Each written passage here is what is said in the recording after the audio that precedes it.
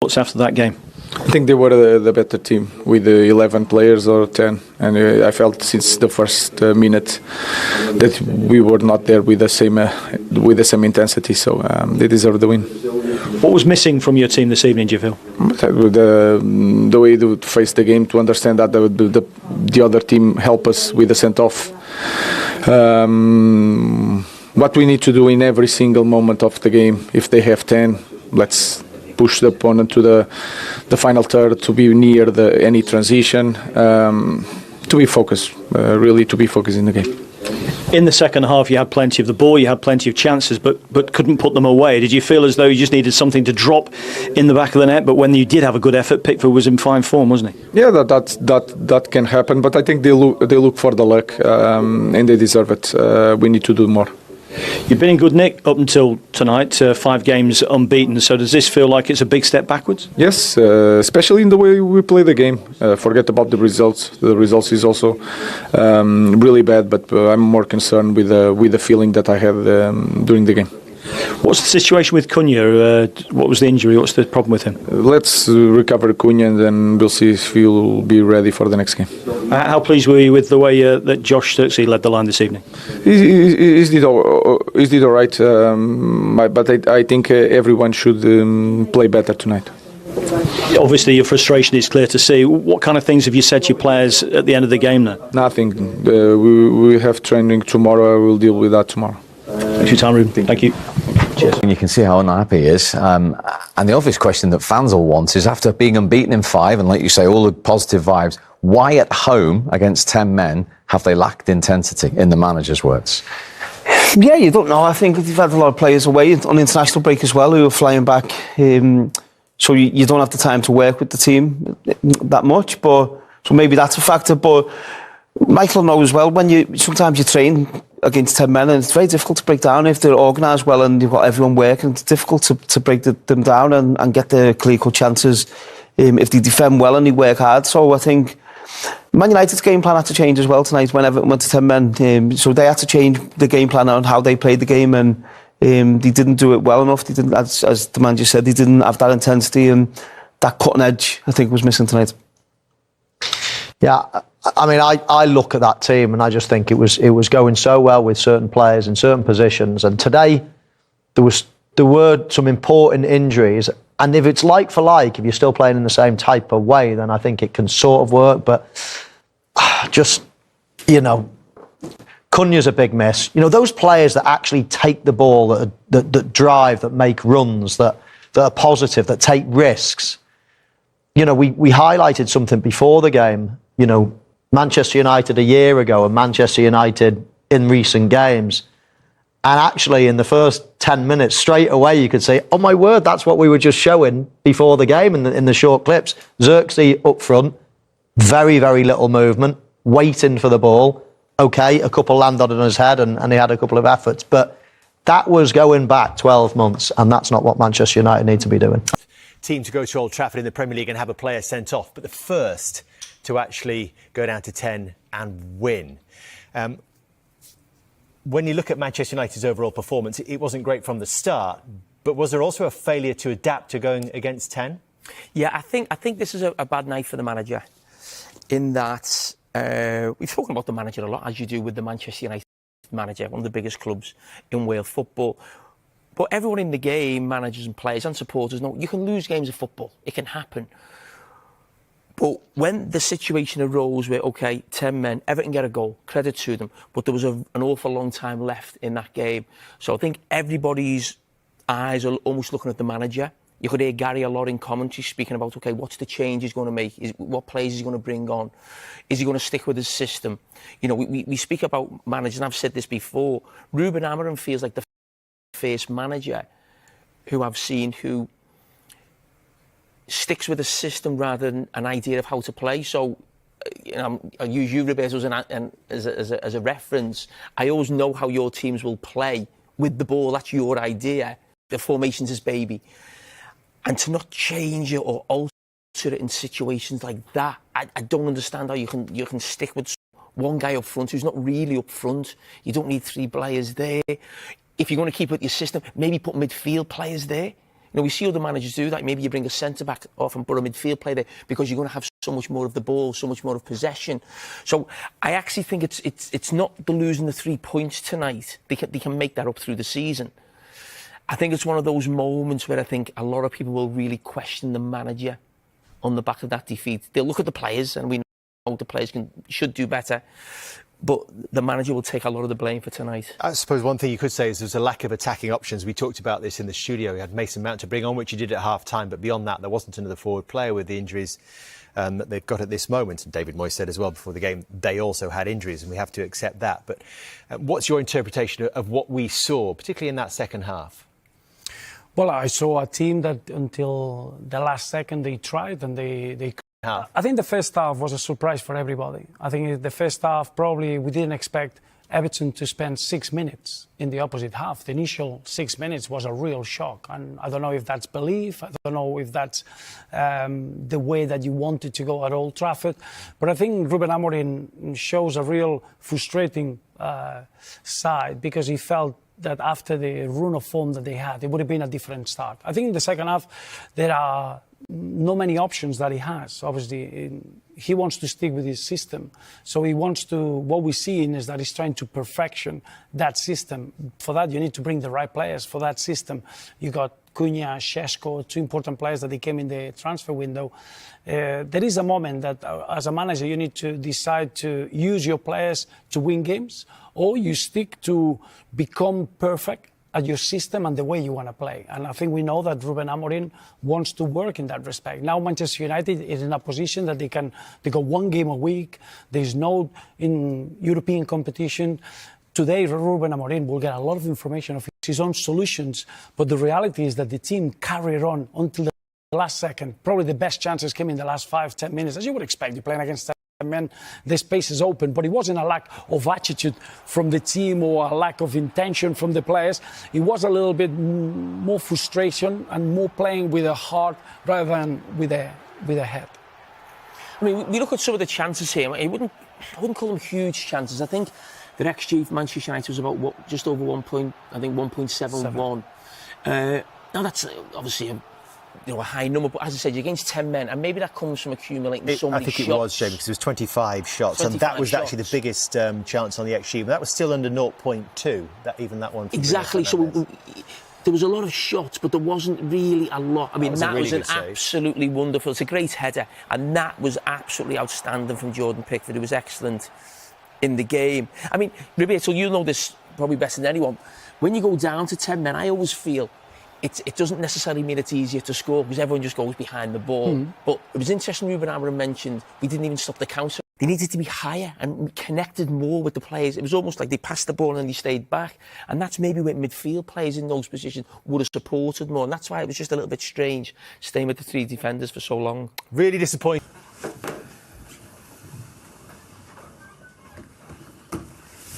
Give me, Ruben.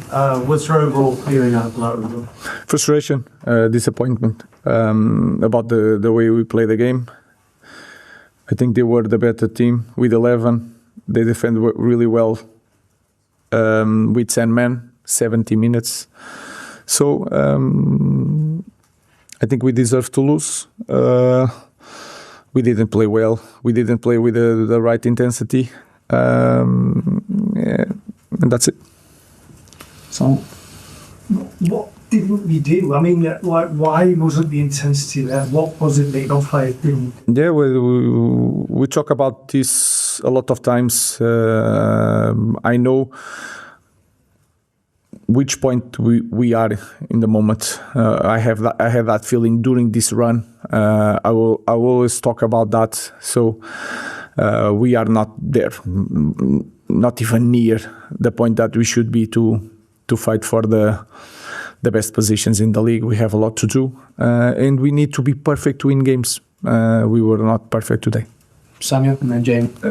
It seemed like the team struggled to kind of come up against 10 men. I mean, why do you think that is? And also with Matthias being injured, do you think that had a big impact on the way you attacked? No, of course, when you have more players with different characteristics, especially with Cunha or Ben, you have more options to score goals, especially against low blocks where there is no space.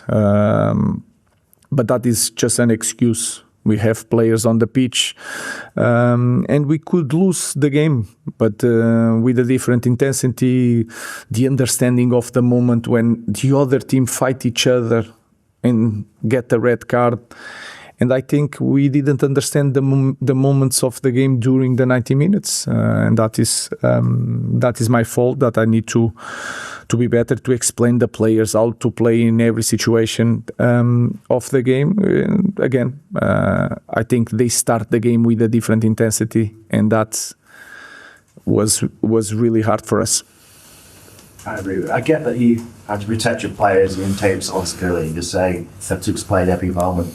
Players went to, but surely these top professionals who are paid a lot of money, they should know. They should recognise that. Isn't that why they're here? Isn't that why we pick them? Because you trust them to be able to do that in the game. I think it's. I know, but it's also, when I say it's my responsibility to explain the game. And today was not one mistake of one individual. Was the team. The way we see the results of the weekend, we should get inside the pitch with a different excitement. That is my feeling. It doesn't matter if you are playing well, making good passes, but the feeling. And Old Trafford was there saying, if we are all here to give a big step up. And I felt that we were not ready. Again, these 5 weeks, everyone is praising our evolution. I'm always saying the same things. We are not even near what the moment we're supposed to be in this club. Rob and then James. You've seen most frustrated this season when there's been an opportunity there for the players to take. Think about Brentford half-time at Forest, where you talked about there being an opportunity there for players to go and take it, and then missing that opportunity. Is that kind of the feeling that you have again tonight, that there was an opportunity there, given the results this weekend as well? That is also one of the reasons. But I feel afraid of returning of this feeling of last season. That is my biggest concern. So we need to work together. We are going to work together. The players are trying, but we need to be better. So we have training tomorrow, and we are going to prepare the next one. Ruben, you've obviously been in charge a year now, and you've talked a lot about the need to have that intensity in games all the time. Is the reality that you just have some players who can't deliver that intensity for you every game? They're not capable, or they're not good enough to every 3 days or every week deliver that intensity that you demanded? We need to find a way. So it's not we can. I don't like to say we can. We show, and then, like you said, is 1 game by week. It's not back-to-back games. So we need to be ready for this kind of games. And again, 20 minutes in the game, red card for the opponent. We need to win this game, no matter what, no matter the situation. So it's a lot of frustration, but again, we need to. I had that feeling that we need to we have a lot to do, and we have a lot to do, and we are going to do it. Last question, Ballard. Given the way that the other day was set off, there wasn't a sense of embarrassment that the team that are literally fighting each other were able to come together and produce that performance, when it feels like you're sort of saying maybe your players didn't have that fight themselves in this game, so to sense that moment and go for it? First of all, it was also 11v11. I felt since the first moments you can feel it. And then fighting is not a bad thing. Fighting doesn't mean that they don't like each other. Fighting is that you lose the ball, I will fight you because we will suffer a goal. That was my feeling when I watched. I don't agree with that sent-off.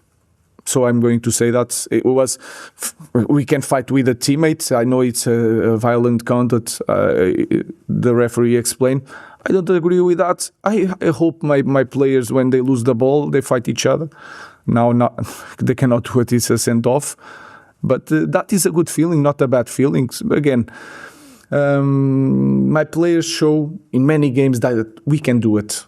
Today, we didn't. I need to help them. We are going to be better in the future. Today, we are really frustrated. Thank you. The goal that won it for 10-men Everton. Just a second win in 33 Premier League visits to Old Trafford. And let's remind you why they were down to 10 men. Extraordinary, unusual circumstances with this incident between Michael Keane and Idrissa Gana Gueye. The correct decision in the end, but as I say, you don't see this very often on a Premier League football pitch. Yeah, no, it's crazy. It's stupid, and 9 times out of 10 that costs Everton tonight. So yeah, I'm sure David Moyes will take the right action required for it. But listen, sometimes it happens, and that's the emotion to the game, and you don't like to see it boil over that far, but sometimes that can happen, and Everton have got away with one, and I'm sure Gana Gueye will be really relieved that they've won the game. Yeah, he'll be the most relieved man inside Old Trafford tonight. He's banned for 3 games as well now. Yeah, it's plenty of punishment, isn't it? And you can understand, well, you can't understand why. You can see why. I mean, he's tried to play the ball inside to Michael Keane. He's not really read it. And he's come over in quite an aggressive manner, waving his arms and thrashing his arms. And of course, Michael's then confronted him, given him a little shove and another shove. So he's not to blame in any of this. However, you cannot condone, raising the arm, slapping in the face. The rules suggest it's a red card. The referee's got no option. And at that point, that was after 13 minutes away at Old Trafford, who they've just won the last 4 there. Who would have predicted a 1-0 Everton win? If not many people, if I'm being honest, but I think the way Everton conducted themselves and the game management of the game was very good. I thought first half especially, Barry, Grealish and Ndiaye were excellent in keeping hold of the ball for them.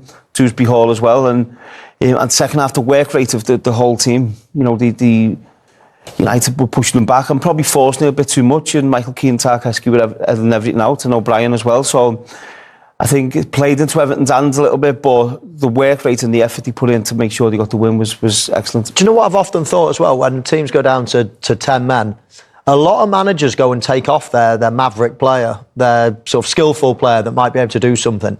I think in this situation, a lot of situations, they're actually the best players to keep on. Someone like Jack Grealish, give him the ball. He never loses the ball. He wins free kicks. He gains ground. He takes the sting out of the game. And Ndiaye the same.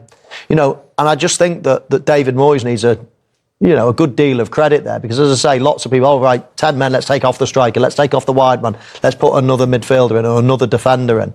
But no, he kept some of the players that, because you cannot, I know they've defended for a lot of the game there, but you cannot just sit on the edge of the box. You've got to have some form of threat, and leaving players like Dewsbury-Hall on and some of those creative players actually worked in their favour, because they're the ones that give you a bit of a breather. So I thought David Moyes deserved a lot of credit there. And of course he brings 1 or 2 players off at the end, bit of fresh legs, I get that. But I thought he did really well to keep the influential ball carriers on the pitch. I completely agree, and I think you're seeing them going down with knocks and cramp, and shows how much work they put in. But if you're just sat on the edge of your box, 9 times out of 10 you can see the goal, but the amount of free kicks Grealish won and Ndiaye keeping hold of the ball, I think Moisey, maybe a few years ago, will have taken someone off, but he's just used all his experience there, I thought, tonight. OK, let's go live to Old Trafford. Let's talk to James Tarkowski. He's got a big smile on his face, understandably so. Good to see you, James. I mean, what an effort. What a result that is. Yeah, absolutely unbelievable. It made it a bit difficult for ourselves, but some performance, showed bravery, determination, fighting spirit, and yeah, massive result that. You did make it difficult for yourselves. What was your reading of the situation of the red card? I didn't see it, I was walking away, to be honest, but then listening to Gana's just spoke after the game and apologised, and Gana's a very experienced player and very competitive and play at top level, and he's accepted that he's made mistakes, and he's made a mistake tonight, and Kiernan accepted the apology, but we moved on from it quickly and played unbelievable, and so did Kiernan, to be fair, to deal with that and then crack on. Yeah, absolutely, because a lot of other teams would have let that affect them, but almost galvanised you tonight. Yeah, it did a little bit, yeah, it did. Also, the game plan changed a little bit. We didn't want to dominate the ball a bit more than that, but defended unbelievably. Jordan made 2 or 3 massive saves, but then still had a bit of time on the ball. The goal was a good bit of play, and then a great finish from Kiernan. And we had to try and get just a bit of time on the ball and a few spells just to kill the game a little bit, because otherwise we would have defended for the rest of the game. James, it's Michael Owen. Well played tonight. I'm just wondering, when you go down to 10 men like that, and as a defender, does that actually almost focus your mind even more? Because you can't go out and play like you would have with 11 men, but you've still you've almost focused your mind and then used your creative players sparingly. I thought it was a tactical, masterclass really from you guys. Yeah, it probably makes the game plan simpler really. We know we're going to have to defend and stay narrow, make the ball go wide, and I think me and Keno love defending our box and we sort of thrive on that, so it made our job a bit easier. And then we knew we had to give the ball to our creative players still, find the midfield four, hope that Barry or Beto held the ball up when it went into them, and I thought that everyone did a job tonight, and our creative players, when we needed them, created that chance to get the goal. Hi James, Wayne Rooney. I just want to, on your creative players, on your Grealish, on your Ndiaye, and Barry, who has had a lot of stick this season, I thought his hold-up play was excellent, and they were really important both when he got the ball, winning free kicks, but also the work rate he put in, getting back defensively, obviously to help you guys out. Yeah, we needed them at both ends of the pitch. Some massive moments at the back post from Jack, and Illy was working the ball, and like he does, wriggles away from danger, winning fouls. And I thought Barry was excellent. The amount of headers he won, the amount of flick-ons he won, worked ever so hard and gave us a real outlet. And we needed every play. Even I thought even when the subs came on, to be fair, late on we're counter-attacking, getting the ball high up the pitch, and it just gives us that little bit of breather, so we weren't defending our box for the whole game. And just finally, I mean, you've got back-to-back wins, back-to-back clean sheets, and you've obviously defied history. You knew the club's record at Old Trafford. You've put that to bed now to move on and get a bit of consistency, momentum. What does it do for that? Yeah, definitely. I think you see the league table, it's ever so tight up there, and we've just got to keep in contact with them and keep picking up points. We've got a real big run of games now, and then we can look forward to the weekend and hopefully keep picking up wins and stay right up near the top of the table. Good to see you. Well done tonight. Thanks for speaking to us. Cheers, fellas. Thank you. What a win for Everton. It puts them up actually into 11th on the table, tied for points on 18 with Manchester United. There is a win, there's an away win, and then there's an away win at Old Trafford. How satisfying will this be for Everton? Absolutely. The headlines will all be about Manchester United in that unbeaten run broke, and the detail, the spotlight should be on Everton, who deserved the win. They were magnificent today. Back four were as tight as they want. Goalkeeper was excellent. Remember, they lost Seamus Coleman early in the game. They have a man sent off for an incident we rarely see, but, an incident with a teammate that he gets a red card. So down to 10 men for 77 minutes of that game. And they dug in. The Jack Grealishes of the world, who's a lovely footballer, did his defending, got back when he had to, played for the team. That was a magnificent effort by Everton and David Moyes. And, of course, people are going to talk about Amorim and his anniversary in charge and what Manchester United didn't do, but it's a night for Everton. Only the second Premier League win away from home. 18 points now, the same as Manchester United in the league. They were absolutely immense, and I think you make a really good point there. We talk about the likes of Jack Grealish, you talk about Dewsbury-Hall, you talk about Ndiaye. Jack Grealish probably spent 50 minutes playing in the left back position. Yeah. I thought they were unbelievable. I thought the team spirit, the collective side, but what you've also got to take into account, you have a teammate that gets sent off by slapping one of his other teammates. Now that can have an effect on players. It can shock players, but they just got on with it, and they were absolutely magnificent. And obviously, a lot of people are going to talk about Manchester United and how poor they were, but I think Everton deserve all the plaudits because they were sensational. Yeah, there was a unity. The team came together, it felt like, after that incident. And in fact, you heard the guys talk about it, Matt and Mark, on the call. Sometimes it's harder to play against 10 men, and that doesn't make any sense, but it's almost the case of what we saw tonight. It didn't, but Manchester United almost played into the hands. They were slow, pedantic, they were predictable in where the attacks were coming from, so Everton got numbers behind. And sometimes it looks a bit simplistic, Cora, but you play like a left-sided player like Mbeumo on the right wing to come infield and hit it with his left foot. I get that tactic, but when Everton are blocking out the middle of the field, how about swapping him so he goes on the outside? So that's where the space is. That's where Everton don't want you to be. Everything that came central came into the areas where there was the Cunha. There's somebody who can be unpredictable when everything's deep and it doesn't look like there's anything. A clever pass, a move, a turn, something that just going to ignite a spark of action in the last third. That's where they really struggled today. And I think they have so few players that have that natural instinct in front of goal. Because if you look at them today, obviously Everton, when they went down to 10 men in particular, they sat deeper and deeper. The amount of crosses And Manchester United were getting into the box, and there's maybe one player in there, not players getting in the right position. So for me, they struggle to break teams down who sit back. They struggle a lot of the times when they dominate the ball, and that was a huge problem for them today. Because what happens is when you're playing against a team that goes down to 10 men, they're going to sit deeper. So all of a sudden, the pace that you have in your team is sort of taken away because there's very little space to run into in behind. But they couldn't find another way. It's also one of those days as well, and we know Ruben Amorim likes the 3-4-2-1 system, and that's what he's going to go with. But times they're attacking, and they've got 3 centre-backs just sitting there against Barry. So actually, they're short of numbers in the areas of the pitch where they want to most have an advantage. In one of the most dramatic Premier League matches of the season, Everton pulled off a stunning 1-0 victory over Manchester United at Old Trafford, despite playing with 10 men for almost the entire game. The chaos began early. Everton captain Seamus Coleman was forced off with an injury, and moments later, the match took a bizarre turn. Midfielder Idrissa Gana Gueye was shown a straight red card in the 13th minute after slapping his own teammate Michael Keane during a heated argument. VR reviewed the incident and upheld the decision, leaving Everton facing more than 75 minutes with a man down. But instead of collapsing, Everton responded with grit and determination. In the 29th minute, Kiernan Dewsbury-Hall produced a moment of brilliance, cutting through midfield and smashing a powerful shot into the top corner to give Everton the lead. From that point on, it was all Manchester United. They dominated possession, created chances, and pushed relentlessly for an equalizer. But Everton's defensive discipline was exceptional, and goalkeeper Jordan Pickford made crucial saves, including a late stop from Joshua Zirkzee's header. When the final whistle blew, Everton celebrated a historic win, their first league victory at Old Trafford in 12 years, achieved in the most unlikely circumstances.